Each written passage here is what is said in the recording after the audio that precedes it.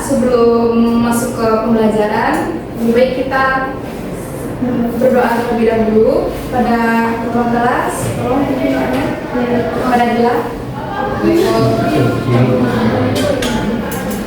Baik teman-teman semuanya, alangkah baiknya sebelum kita memulai pembelajaran pada hari ini, alangkah baiknya kita berdoa menurut agama dan kepercayaan masing-masing. Berdoa dimulai. Berdoa selesai. Oke, selanjutnya Ibu akan mengambil absen ya Anda semua. Dila, Ada Bu. Bella, Ada Bu. Egi, Marsha, Ana, Ica, Ferdi, Faiz, Aca, Diva, baiklah. Baiklah, untuk menambah semangat kita di sore hari ini, Ibu mau kita ice breaking. Nah, silakan berdiri semuanya.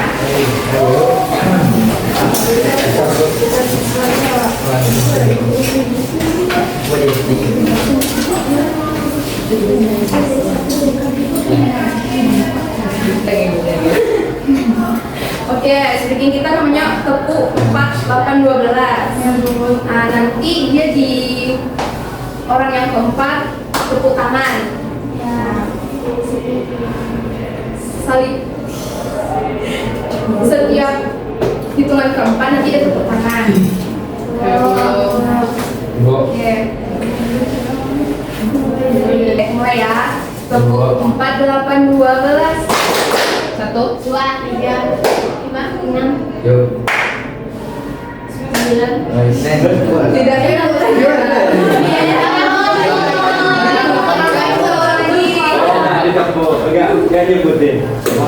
Nah, ulang lagi. Tepuk 4-8-12. 1, 2, 3, 5, 6, 9, 10. agak nggak. 11 ramasku. 13, 14.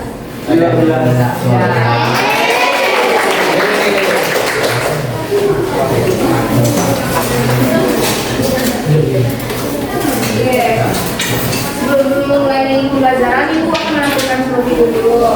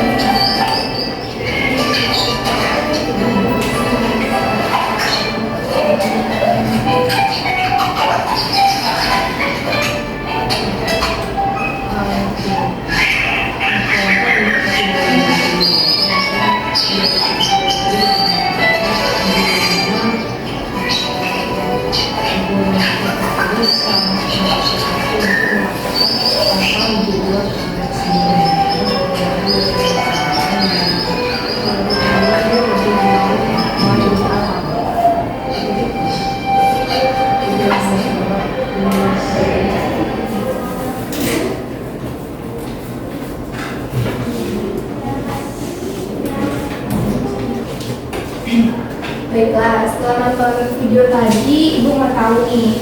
Di sini ada yang tahu nggak apa itu motivasi belajar? Ya, silakan Kak Is. Motivasi belajar adalah dorongan yang mendorong seseorang untuk terlibat dalam aktivitas dan tujuan yang jelas. Ya, baiklah, benar. Ya, Apa ada lagi yang tahu itu motivasi belajar? Baik, motivasi belajar adalah dorongan internal dan eksternal pada siswa yang sedang belajar untuk mengadakan tingkah laku pada umumnya dengan beberapa indikator atau unsur yang mendukung.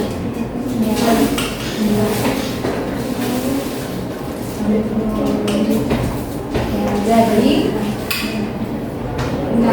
seperti yang disampaikan anak semua tadi, jadi definisi motivasi belajar itu adalah sebuah dorongan atau semangat yang mendorong seseorang untuk terus belajar dan mencapai tujuan akademiknya. Hal itu mencakup faktor internal atau intrinsik seperti minat dan rasa ingin tahunya, serta faktor eksternal atau ekstrinsik seperti penghargaan atau sebuah pujian. Baiklah, di sini Ibu mau tahu kalian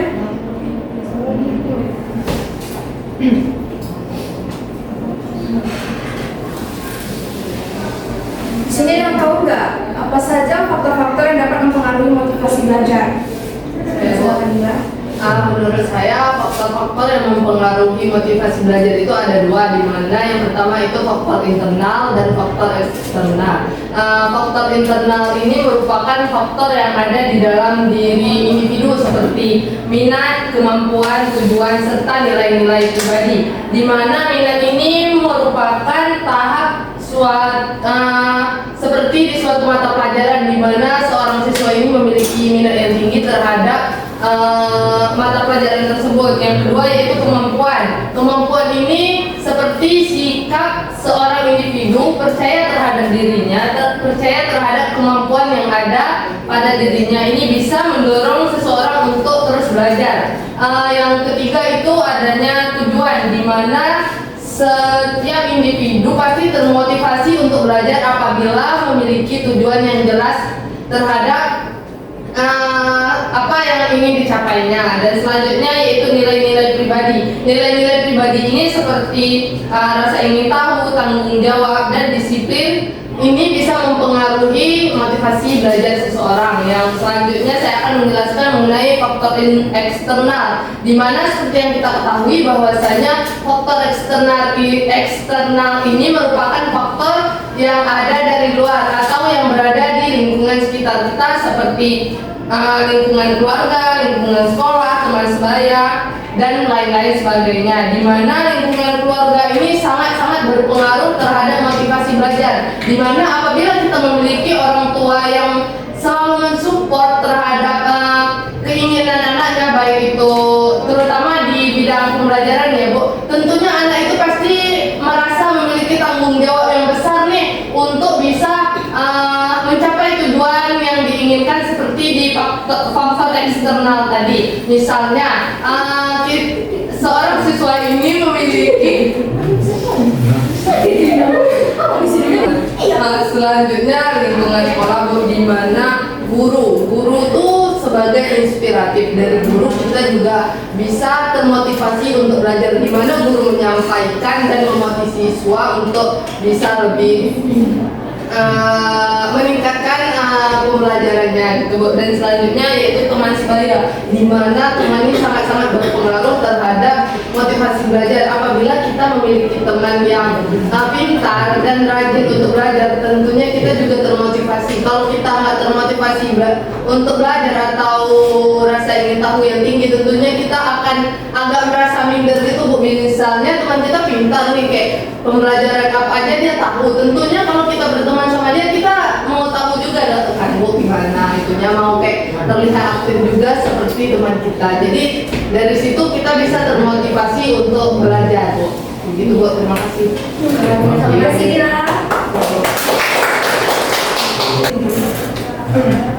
Oke, jadi benar seperti yang dijelaskan Dila tadi. Jadi faktor Yang dapat mempengaruhi motivasi belajar yaitu dari faktor internal, yaitu seperti minat. Minat yang tinggi terhadap pada sesuatu mata pelajaran itu akan dapat meningkatkan motivasi belajar. Yang kedua ada pada kemampuan. Dengan rasa percaya diri pada kemampuan diri sendiri itu akan mendorong seseorang untuk terus belajar, mencoba hal-hal yang baru. Yang ketiga ada tujuannya. Jika memiliki tujuan dan jelas di dalam belajar, maka akan menjadi motivasi yang kuat.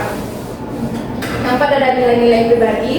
Nilai-nilai seperti rasa ingin tahu, tanggung jawab, dan disiplin akan mempengaruhi motivasi belajar. Dan faktor eksternalnya itu dari lingkungan keluarga. Lingkungan keluarga dan suasana belajar yang kondusif, dan ekspektasi keluarga itu juga sangat berpengaruh pada motivasi belajar. Yang kedua pada lingkungan sekolah, guru yang inspiratif, metode pembelajaran yang menarik, dan suasana belajar yang positif akan meningkatkan motivasi pada siswa. Yang ketiga ada pada teman sebaya. Pengaruh teman sebaya ini sangat berpengaruh pada hal-hal minat belajar, kebiasaan belajar, dan sikap terhadap belajar yang sangat besar. Yang terakhir itu ada pada kondisi sosial ekonomi. Kondisi sosial ekonomi keluarga ini dapat mempengaruhi akses terhadap sumber belajar dan fasilitas belajar. Sini guru nanya, bagaimana sih strategi atau cara kalian dalam meningkatkan motivasi belajar di kehidupan sehari-hari kalian? Ya, silakan. Menurut saya, cara atau strategi untuk meningkatkan motivasi belajar ini seperti menggunakan sumber belajar yang bervariatif, Bu. Enggak cuma dari membaca buku aja, bisa dari melihat menonton video atau membaca sumber-sumber lainnya. Dan itu bisa juga menggunakan lingkungan sekitar kita, tidak hanya terpatok kepada media atau pembelajaran seperti menonton video atau membaca buku. Kita juga bisa belajar menggunakan lingkungan yang ada di sekitar kita. Itu, Bu. Terima kasih. Ya, benar. Ada lagi yang lain?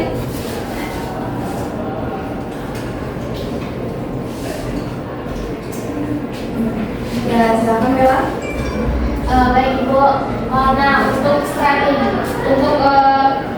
strategi meningkatkan motivasi belajar tadi, saya setuju dengan yang disampaikan oleh Lila. Namun ada beberapa tambahan Ibu. Yang pertama itu penerapan metode pembelajaran yang aktif. Yang mana kalau kita mempunyai metode pembelajaran yang aktif, misalnya kayak kita berdiskusi di dalam satu kelompok untuk bisa meningkatkan lagi pembelajaran yang tidak kita ketahui, sehingga motivasi itu timbul dalam diri kita dan kita semangat dalam menjalankan pembelajaran ini. Nah, yang kedua itu ada pemberian umpan balik secara positif. Nah, dimana kalau kita memberikan umpan balik yang positif kepada siswanya, maka siswa tersebut pasti akan bisa merasa kalau dia itu dihargai, bisa timbullah rasa percaya diri di diri siswa itu, sehingga ia bisa semangat lagi dalam mencari dan bisa memotivasi dirinya dalam pembelajaran ini. Nah, yang terakhir itu Ibu ada penetapan tujuan belajar yang jelas. Karena kalau kita sebagai guru nih, kita harus bisa membantu siswa kita ini dalam memberikan tujuan pembelajaran yang jelas agar siswa ini juga bisa termotivasi dan pembelajaran yang dia pelajari itu bisa tersusun secara rapi dan bisa meningkatkan semangat yang ada pada dalam diri siswa ini. Mungkin sekian Ibu, saya kembalikan kepada Ibu. Ya, baik. Terima kasih pada Wela dan Dila. Ya, jadi cara atau strategi untuk meningkatkan motivasi belajar itu yang pertama bisa menggunakan sumber belajar yang bervariatif, bukan cuma dari buku, bisa menggunakan video atau media interaktif yang lainnya yang dapat meningkatkan motivasi belajar kita. Yang kedua menggunakan pengaturan lingkungan belajar. Lingkungan belajar yang kondusif itu sangatlah penting untuk jadi lingkungan yang menyenangkan dan mendukung akan mendorong siswa untuk lebih aktif di dalam belajar. Lalu ada penerapan metode pembelajaran yang aktif.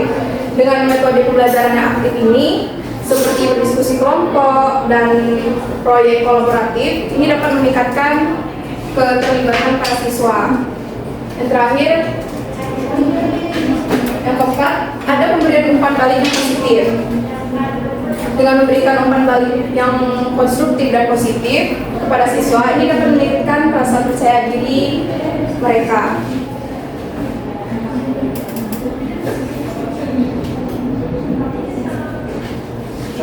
Yang terakhir ada penetapan tujuan belajar yang jelas. Hal ini dapat membantu siswa dalam mendapatkan tujuan belajar yang spesifik dan terukur. Ini dapat meningkatkan motivasi belajar mereka.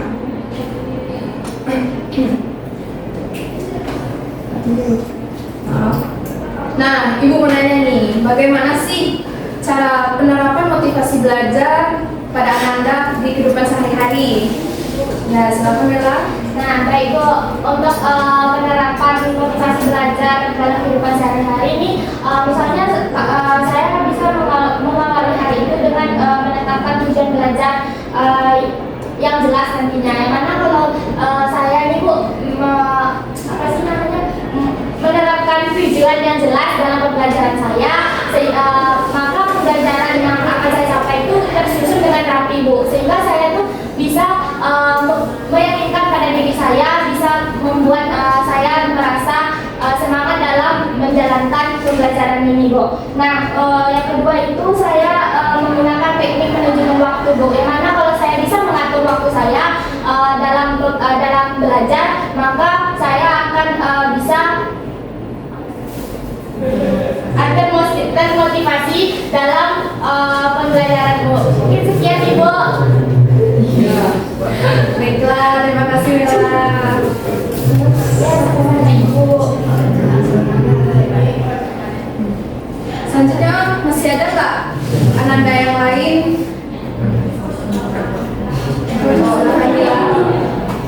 Baik Ibu, menurut kalau penerapannya dalam kehidupan pribadi saya, yaitu saya dengan mencari dukungan dari keluarga, teman, guru, dan lain-lain lah Bu ya. Mengerti lah Ibu ya. Benar-benar Ibu ya. Di mana dukungan dari keluarga tentunya seperti yang sudah saya sampaikan tadi terkait faktor sangat berpengaruh, di mana apabila kalau orang tua kita sering menanyakan gimana pembelajarannya, gimana kuliahnya, gimana sekolahnya, tentunya kita pasti akan menjawab dengan hal-hal baik kan Bu, kayak sekolahnya lancar seperti itu. Jadi untuk menjawab dengan benar-benar jujur, tentunya kita harus belajar kan Bu, benar-benar termotivasi untuk belajar kayak gimana ya supaya bisa lebih aktif lagi di kelas, lebih memahami materi itu Bu. Teman seperti yang sudah saya jelaskan tadi, di mana teman ini sangat-sangat berpengaruh. Dari teman ini kita bisa termotivasi belajar. Contohnya kita bisa kerja kelompok Bu, kayak bekerja sama atau kerja sama dalam belajar bersama, misalnya kayak bahas ada materi yang susah nih, itu kita akan bahas sama-sama supaya terpecahkan dari permasalahan ini dan bisa lebih memahami gimana apa sih materi itu Bu. Udah tuh guru ini juga sangat harus memiliki motivasi untuk murid-muridnya, dimana kayak guru tuh harus kayak mengapresiasi dari apa sih dari pencapaian siswa-siswanya gitu Bu. Misalnya kayak bisa menjawab soal ke depan kayak wah, dengan seperti itu Bu. Jadi siswa tuh makin termotivasi untuk meningkatkan motivasi belajar untuk kedepannya. Begitu Ibu. Ya, baik. Terima kasih pada Bella dan Mila.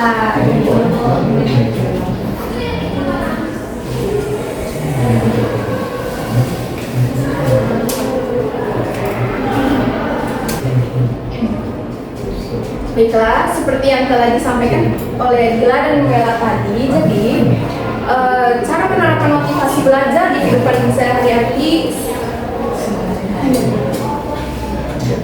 Jadi, cara penerapan motivasi belajar di dalam kehidupan sehari-hari itu yaitu yang pertama dengan mengawali hari dengan menetapkan tujuan belajar harian.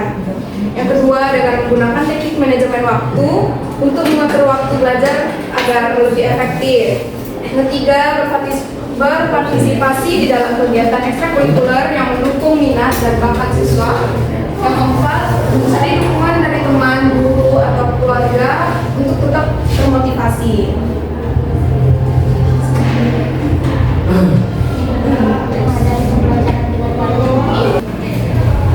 Baiklah Anda semua, terkait pemaparan materi yang telah disampaikan dan juga video tentang motivasi belajar tadi, Ibu mau nanya nih, bagaimana pemahaman Ananda dengan materi yang telah Ibu sampaikan tadi? Silakan Bella.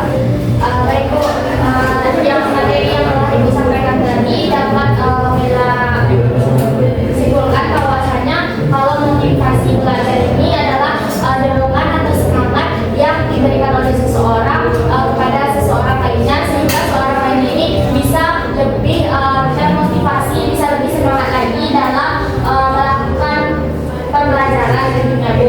Nah, untuk faktor-faktor yang telah disampaikan tadi itu ada terbagi dua tadi ya Bu. Salah satu yaitu internal dan eksternal. Yang mana kalau internal ini itu ada minat, kemampuan, tujuan dan nilai-nilai pribadi. Yang mana minat itu tadi adalah minat kemauan yang ada pada diri individu ini supaya ia bisa termotivasi lagi dalam pembelajaran. Nah, untuk yang faktor eksternal tadi itu ada dari lingkungan keluarga, sekolah, teman sebaya dan kondisi sosial ekonomi. Yang mana kalau kita dalam untuk memotivasi pembelajaran, untuk memotivasi diri seseorang itu kita harus mempunyai lingkungan keluarga yang baik tentunya Bu. Nah, teman-teman yang misalnya kayak keluarga teman tadi yang bisa memberikan semangat dan dorongan kepada diri kita. Mungkin pemahaman yang dapat Bella sampaikan saya Ibu. Ya, baiklah, terima kasih Bella. Apakah ada dari tanggapan Ananda yang lain?